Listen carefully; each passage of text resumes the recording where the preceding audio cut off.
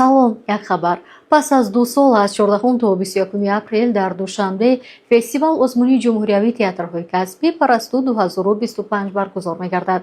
аз вазорати фарҳанг хабар доданд ки маросими кушодашавии чорабинӣ рӯзи 14 апрел дар бинои театри давлатии академияи опера ва балети ба номи Садриддин Айнӣ баргузор мегардад.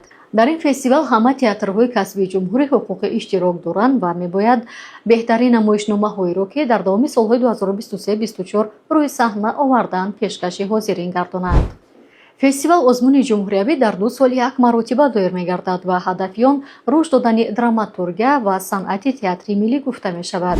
басаҳои алоқаи солона аз зедмобайл дастрас муфид ва қулай ба як аз 4 баста аз зедмобайл мини макс про ва ултра пайваст шав ва дар давоми сол аз алоқаи баландсифат ҳаловат бар. хабарҳои бештар дар телеграм канали Азия Плюс.